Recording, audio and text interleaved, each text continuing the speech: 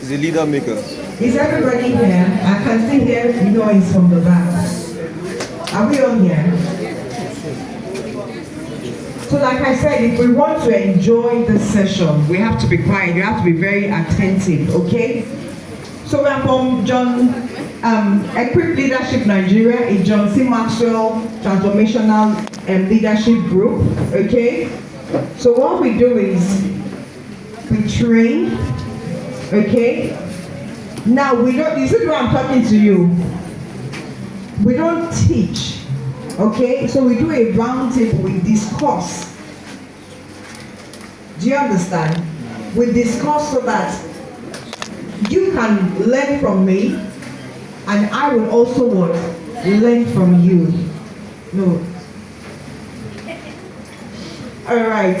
So you will learn from me, and I will also learn from you. So I'm not just coming to throw my ideas about leadership, because do you know that you're all leaders? Do you know you're all leaders? How many of you are, okay, maybe class captain? Yeah, class captain here. Is there any class captain here? Is there any, is the head boy here? Is there any prefect here? Where are the prefects? Stand up now. The prefects, let me see the prefects. Stand up, stand up. So, yeah, stand up, let's see the prefects. Let's see the prefects. Some people are still murmuring. Some people are still murmuring. We need to be attentive so that we can get the most of what we're going to do today.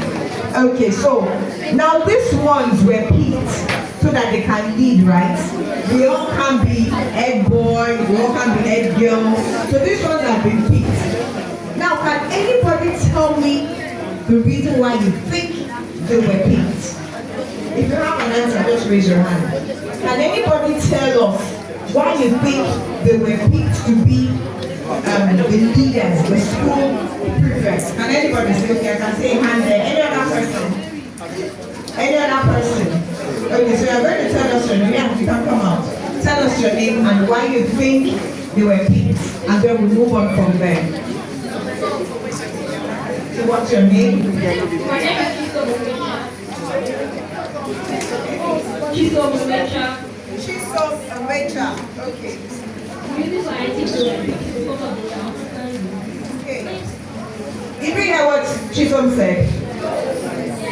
If you said no, that means you weren't listening. So you want to tell them again? The reason why I think they were picked is because of the way I'm standing. So did we hear? Put your hands together for Chisom, please. So Chisom said they were picked. He thinks they were picked because they were outstanding. Any other person? Okay.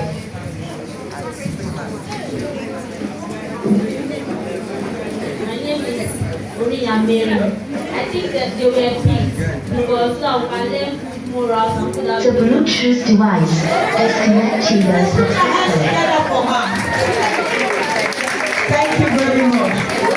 Thank you very much. And prefects, I'm going to need you as well. Learn good morals. I'm going to need the prefects. I'm going to need you. So when next time I'll call on you, the prefects, okay? So you can learn good morals. Prefects, is that okay? Thank you. So you can be seated. So Mary said, because they were people so that you can learn morals from them, good morals from them. She is correct. Chisom is also correct. So it's not like every other person does not have good morals, right? But there has to be somebody leading it that everybody would follow. Right? Now, we are here to talk about some values.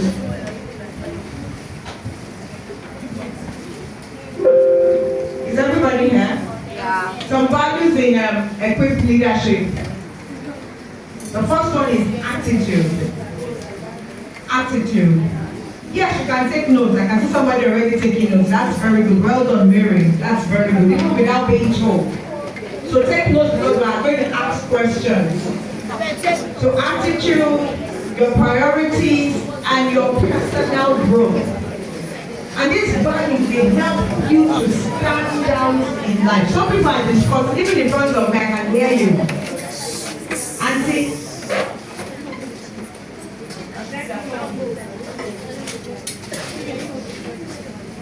so let's try and keep our discussion very minimal so that we can gain a lot. You know, you still have your program to attend to, right?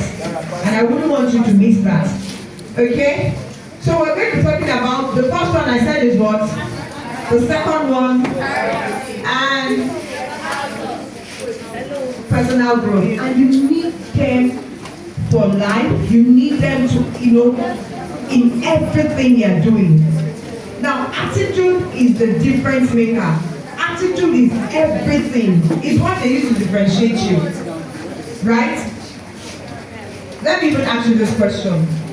What do you understand by attitude? Anybody?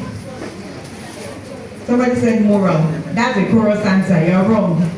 That's a chorus answer. Yes, thank you. Choose some again. Yeah.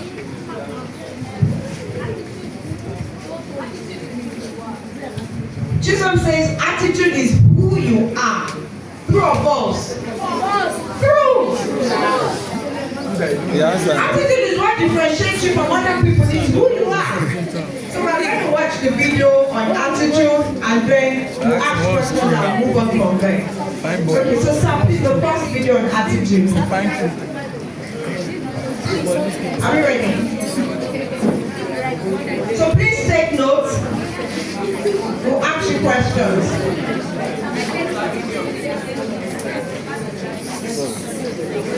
The first one, sir.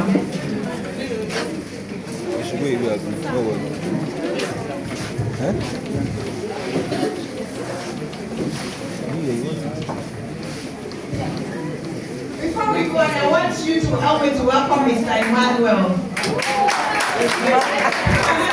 For Mr. Maxwell. Even in this heavy rain, it's a man that came all the way from Baghdad just to have you guys.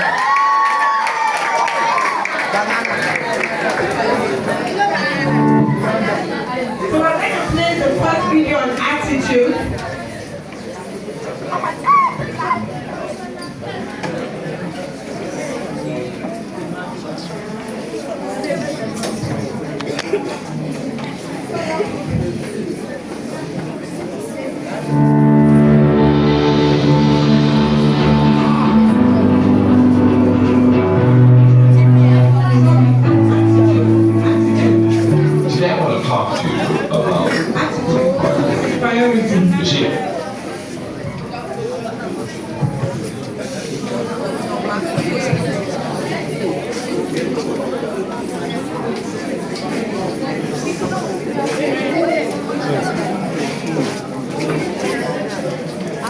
I can put this in here so it can be. I'm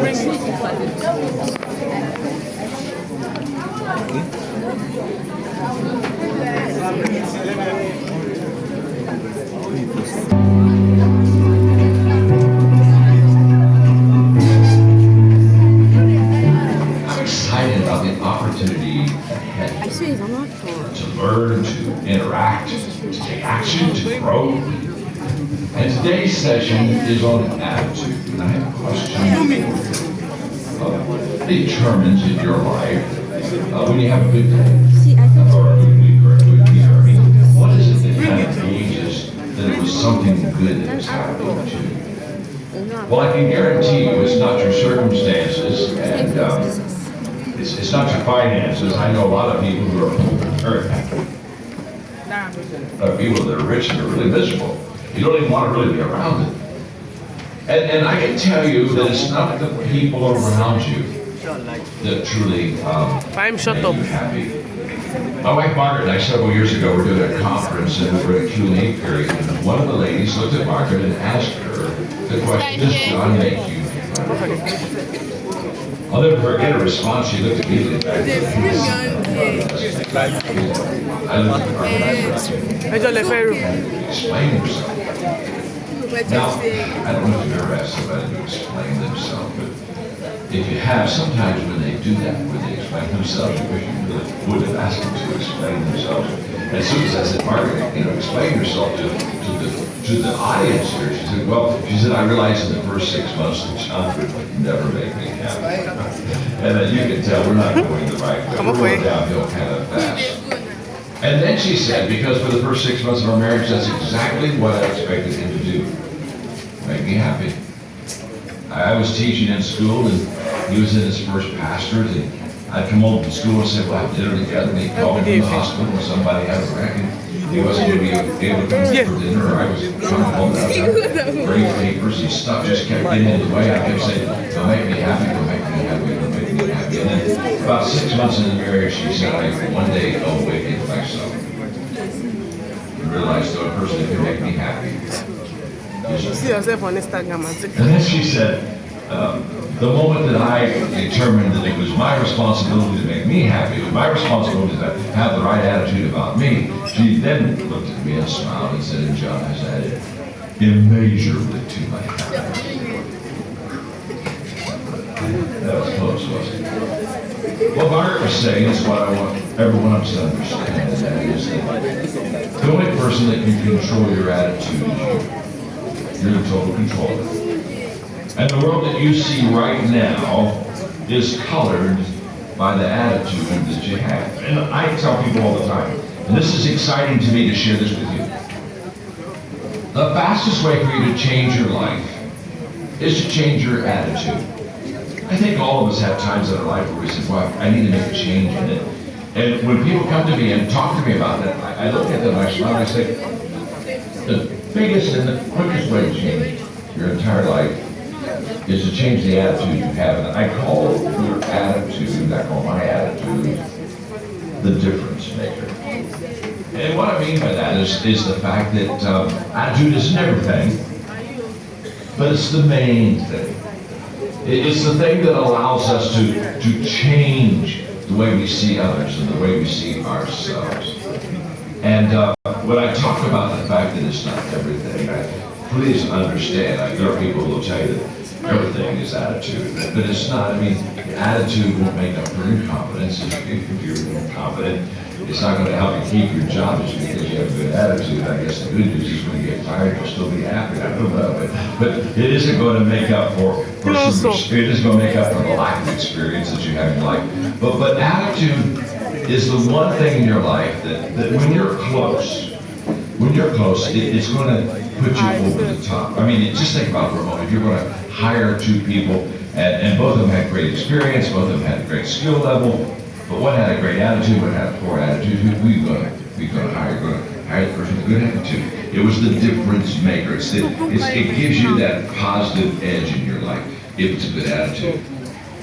Now, the great news that I have for you is that your attitude and my attitude is a choice. And you are responsible for that choice. And to be honest with you, I run into a lot of adults, they don't understand that. Somehow they think that the attitude that they have right now was given to them by someone else. Well, if you had my boss, you wouldn't like your job. You have a bad attitude. You live with my spouse. You have a good attitude. People don't give you a bad attitude. You give it to yourself. You're responsible for it. When I was a little child, my favorite story is the little engine that could. It was all about this little engine that had kind of a big hill. And no one thought that engine had a chance, that little train, to get up to the top. And that little guy says, I think I can, I think I can, I think I can, I think I can. He's going and checking up that hill as good as he can. And after much effort and perseverance, sometimes he gets to the top. And I thought I could. What is all that? This little kid, I was just... Ife. Thank you.